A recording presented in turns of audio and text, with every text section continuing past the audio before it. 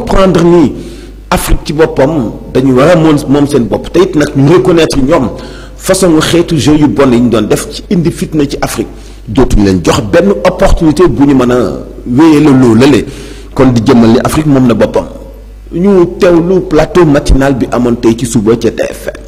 ñoom ak moom ñoo bokk génération. Ousmane Sonko tontu na ko de. Ousmane Sonko tontu na ko tontu bu nga xamante ni ànd na ak fermeté. te Malick dafa fàtte Montpellier jeunesse africaine ba dañ fa daje woon. ak Macron boobu la waroon xam ne prémices yi ñëw noonu la lu sunu maam yi nangu woon xale yu mujj yi léegi duñ ko nangu jàng nañ ca fekki nañ leen. exactement loolu la tey dirigeant yi nga xam ne moom la ñu am loolu laataa ñuy ñëw au pouvoir la ñu ko commencé wax bi ñu ñëwee au pouvoir ñu confirmer ko réaffirmer ko par des actes très forts je pense que tey président Macron li nga xam ne moom la wax il a été non seulement arrogant, très arrogant, maladroit et impoli.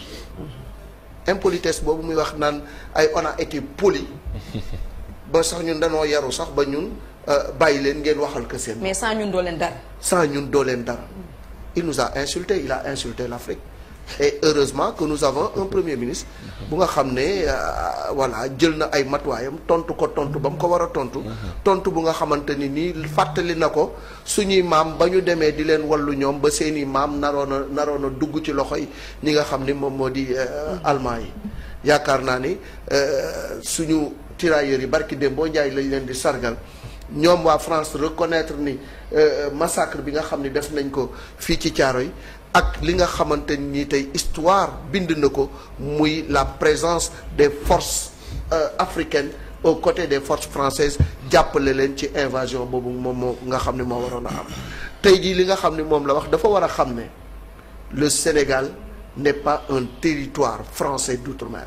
Nous sommes un pays indépendant et souverain et que tey jii moom Emmanuel Macron amul lenn lu nga xam ne war na ko jël mu ñaaw di ko teg ci deru Afrique te du fi fekk ay moroomam yu koy tontu. France gi nga xamante ni daf ñuy jël di ñu noot di def lu ko neex ci suñu réew loolu jeex na.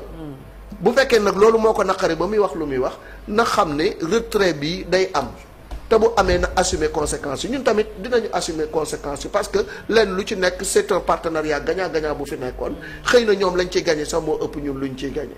donc ñun Sénégal wax dëgg yàlla taxawaayu Ousmane Sonko ñu ngi koy rafetlu tontu bi nga ko tontu ñu ngi koy rafetlu et tout le peuple sénégalais doit être solidaire et uni derrière le Premier ministre pour dire non à Macron et lui rabattre le caquet parce que ce qu'il a dit est tout simplement un manque total de respect vis-à-vis de l'Afrique. Et on va résumer par les mots de Abdoulaye Cissé au début. En bon français, Abdoulaye nga ne c'est un pauvre type. Pauvre type. Voilà, donc voilà donc noonu la ñuy rek daal di conclure li nga xamante ni moom mooy actu commenté kon Ousmane Sonko ci wàllum retrait donc troupes françaises yi fii ci suñu réew dan nañ ko mën a jàngatee. xëy na dafa teel de mais en bon français li Macron def. en bon français li ñuy wax c'est un pauvre type. teel na nag xëy na ci kàddu yi mais parce que nit sax boo ko am na nit loo xam ne sax mën na jotee ak baayam. waaye moom moo ko mën a waxal boppam waaye soo ko waxee. c'est ça ngeen jotee. xëy na jaar-jaari àdduna moo waral. coopération militaire bu amee ci diggante ñaari réew. la moindre des choses. mooy ñu mën a d'accord ni ku nekk gis na ci boppam. wax ni dimbale naa la. loolu bu waxoon kenn du ko bañ. wax ni ci jamono bi ñuy kii am na yoo xam ne ni dimbale nañu loolu peut-être kenn du ko bañ. mais wax ni bu dul woon man du ngeen dara. loolu moom dafa ëpp ci wax te te xam nga luy problème bi. 2027 la Macron war a dem mais fin de mandat bi ça risque d'être une catastrophe pour la France. C'est ça. parce que dina xuloog ñëpp. dina ruiner crédibilité France. da ngay regretter sax France su général de Gaulle France su François Mitterrand nga xam ne bu dul woon sax li ñuy defal seen dëkk. jàmmoo woon nañu ak àdduna. ça c'était très important quand même. ci pays puissance yu mel noonu waxuma sax puissance coloniale rek même bu dul li nga xam ne dox na diggante pays africains yi ak France daan na am kilifa yoo xam ne daan nañu jàmmoo ak àdduna de telle sorte que ñu mën a am benn position. mais à ce rythme là buy dem buy jeexal France dafa nar a ruiner crédibilité bi nga xam ne yëpp am na ko ci àdduna bi yëpp te ki ko nar a wutu xëy na moom la ñuy yërëm parce que dafay day repartir de très très loin wax bi wax bu ñaaw la wax ni budul man du ngeen dara te histoire lu mu gàtt-gàtt li Ousmane Sonko wax vraiment fàttali la rek c'est ça. mais évidemment budul woon africains yi soldats africains yi américains yi ak ñeneen ay allemand ngeen di doon. mais loolu mais loolu c'est clair parce que France tey du nekk France maintenant waru ñoo nekk ci nettali maa def lii budul woon man ça ne nous mène absolument à rien mais comme moom moo ko sooke vraiment c'est pas à la hauteur de président wu France c'est pas à la hauteur des relations yi nga xam ne ni moom la nit ñi bëgg a préserver parce que lii bu continuer coopération économique yi nga xam ne sax mooy am ci diggante yi mais amul avenir c'est ça bien voilà day na sax day na sax en tout cas matul président bi nga xam ne nii moom la nekkoon ci mandat bu njëkk. on a eu l'impression que quand il parle il regarde les gens d'en haut. le président français jeexal bu ñaawal am na ay séquences mën nga ne séquence bii. par exemple le cas du Mali loolu lu ñu mën a taxaw la le cas du Mali bi nga xam ne François Hollande mu ngi intervenir soo documenté loolu di nga xam ne France su intervenirul woon. jafe-jafe la woon pour Mali. mais c'est pas pour ça que nga leen di wax ni. budul man du ngeen dara. parce que aussi ay soldats maliens. dem nañu dimbale France à un moment boo xam ne nii bu dul woon ñoom.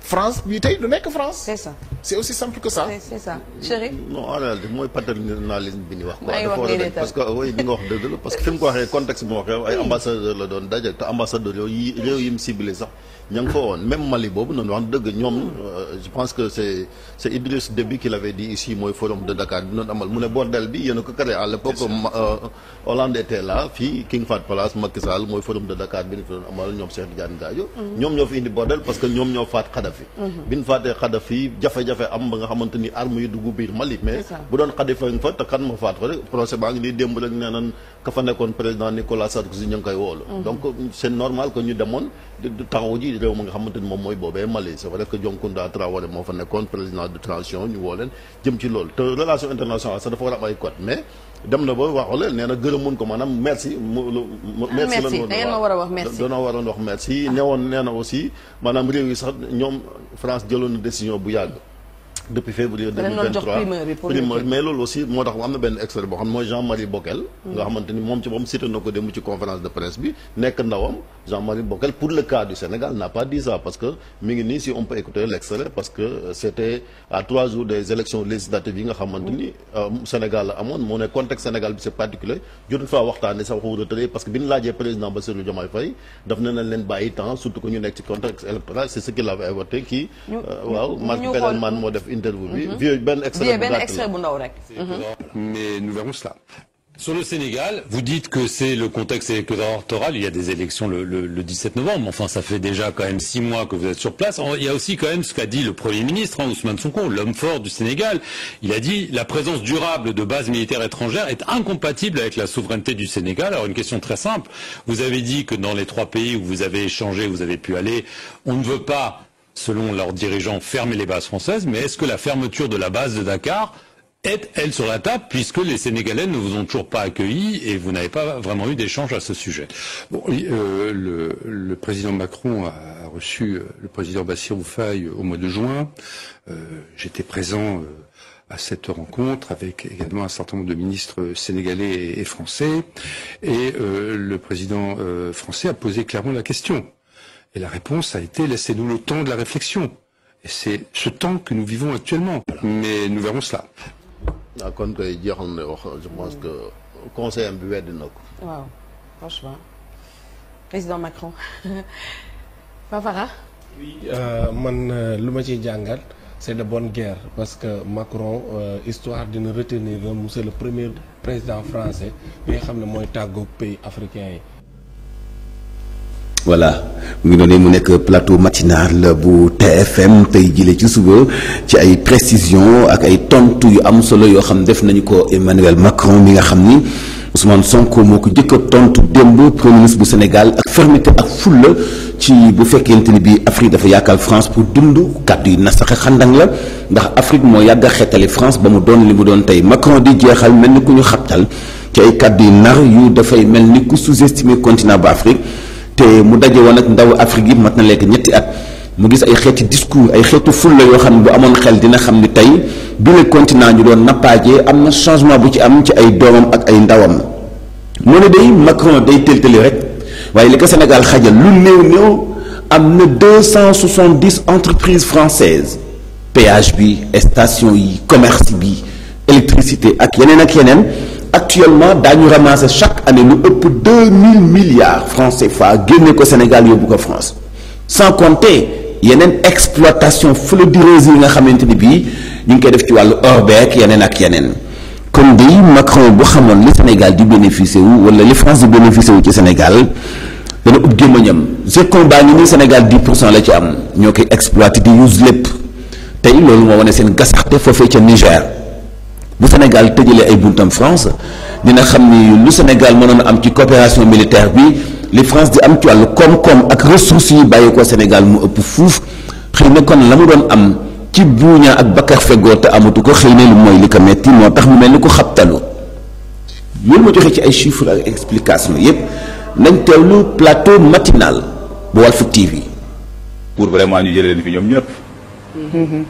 je suis pour vraiment ñu jëlee si ñëpp c'est que problème mooy que la ma ci gis bu fekkente ne li am fii ci waxam la moom man moom vraiment damay sidéré wu quoi. loolu daañu si dellu si waat. parce que base militaire yi daanaka boo xoolee ba xool camp yi nekkoon foofu yëpp daanaka tëj nañ leen mais foncier bi fu mu toll nii gars yi tong-tongee nañ ko. waaw saxee nañ ko. nguuru Macky Sall ak ay gars daanaka dañ ko séddoo te lii gën a garaaw mooy que boo demee àll xam fu mu toll nii population bi sax bénéficié wuñ si. ñu ngi ko jox ay borom alal di fay implanté ay ki ñu ko waxee sax ay gratte-ciel di ko loué. te li gën a garaaw doomu Wakaam dañ leen see bàyyi ba noppi mais ñoom leen di jël ñu nekk ñi ay gardien ñu leen di jël ñu nekk ay militant ci biir kër yi loolu kese lañ leen fa doyee mais doomu Wakaam yi amul ci kenn koo xam ne bénéficié ngoo ci suuf soosu benn ñaar bi aussi mooy que dafa am loo xam ne il faut que ñu wax ko gis nga Macron dëgg la muy wax xam naa ne xam nga wala fi dañuy faral di wax nan moom gouvernement am nekk le gouvernement boo xam ne dina marqué histoire France neexul ba neexul parce que Macron actuellement bi nga xamante dëgg mooy président bu gën a impopulaire de France parce que ci biir eeram daanaka ci la ay manifestation am anti-français ci biir France ci eeram ci ngay gis actuellement ni crise bi am actuellement crise institutionnelle bi am France c'est-à-dire que Macron bu ñu waxante dëgg aussi même bu fekkente ne Sénégal kii français yi amoon nañ ci yaakaar parce que xale la am na kii mais dem nañu ba ci biir am ci ñoom amatuñu suñu yaakaar en même temps aussi ci biir Macron ci nga jékki-jékki gis léegi état les chefs d'état français jël décision wax ne bon les chefs d'état africains jël décision wax ne ñoom dañuy retirer seen base militaire Niger def na ko maanaam Niger moo ko commencé Burkina Faso def ko Mali def ko maanaam mooy zone Sahel boobule léegi nag finalement dégg nañ sax Alassane Ouattara ci boppam man ba ma ko déggee de bërki de ma tiit Alassane Ouattara ci boppam wax na ne moom effectivement ñu ngi jéem a xool naka la ñuy def ba France aussi retraité génne ay base militaire am foofu ca France fekk na moom Sénégal am ci position boobu la kon c'est-à-dire que bu fekkente ne loolu am nañ jàpp ne kon France moom dëkk yi nga xam moom la colonisé woon teg ci loxoom fu mu toll ni commencé na ko fii kon bu jékki ay tabam wax na ne France chef d'état français yi africains yi amuñu ngor parce que comportement bi ñu doon comporté waroon nañu def wax merci réewum France kooku day wax lu ko neex parce que bu fekkente ne ku war a wax merci la c'est la France moo war a wax merci Afrique parce que France li mu teg Afrique amul benn comment boo xam ne teg na ko Afrique la preuve tey jii boo demee ci dëkk yi nga xam ñoo gën a pauvre dëkk yi nekk Commonwealth fi ñoom ñoo si gën a pauvre dëkk yi nga xam ne dëkk yi nekk francophone ñoom ñoo si gën a pauvre demal Afrique nga xool dëkk yi nga xam ne actuellement nee nañ les 25 pays les plus pauvres ci biir Afrique boo xoolee ba xool 25 yi ci bari ñu ngi nekk ci Afrique francophone ndax lan c'est parce que tout simplement France joxu leen yenn alternative yoo xam daañu fi mën a développer c'est que France dafa nekk réew moo xam ni dafay tegoon ay chef d'état yoo xam daanaka ay soi-disant ambassadeur lañu lépp loo xam ne suñu ressource lañu woon moo accaparé ko. imagine Niger nga xam ne daanaka mooy dëkk bi nga xam ne li ñu fay exploité ci uranium kenn xamut na mu toll. te uranium ñëpp xam ne importance bi nga xam ne lay jur. mais tey jii boo demee Niger mais Niger amul courant. amul tamit moo koy fournir. est-ce que mën nga comprendre loolu. Niger maanaam li fay France di jëlee uranium kenn xamul nu mu toll te actuellement tey jii boo demee Niger courant amu fa. et puis li gën a garaaw mooy imaginer fii ci Sénégal tey jii. Sénégal tey jii bu fekkee ne yaa ngi calculer Sénégal li fi nekk ay entreprises françaises ñu ngi toll ci 270 entreprises françaises. 270 entreprises françaises ñu ngi fi installé fii ci Sénégal. entreprises françaises ñoo géré suñu transport. autour à péage bi. ñoo gérer suñu station essence yi. ñoo gérer suñu communication. ñoo gérer suñu supermarché. ñoo gérer suñu lépp même suñu dox sax entreprise française ñoom ñoo ko gérer. maanaam tey jii bu fekkente ne yaa ngi dugg Google laajte dañu naan 270 entreprises françaises ñu ngi fii ci Sénégal te seen chiffre d'affaires chaque année mu ngi toll ci 2000 milliards de francs CFA. léegi bu fekkente ne am na réew moo xam ne war naa wax merci. mooy réewum France. réewum France d'accord. moo tax j'ai beaucoup aimé. voilà effectivement. tontu bi ko Ousmane Sonko tontu. d'accord parce que France war na delloo njukkal bu baax a baax les soldats africains. ndax bu woon ñoom comme heure bi bu ñu waxante dëgg.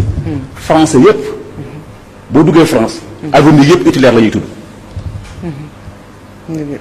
kon heure bii France langue française bu existé kon boobaa langue allemande moo existé biir France. kon bu fekkente ne merci war naa moom François Maître kii moom moo war France moo war a merci France.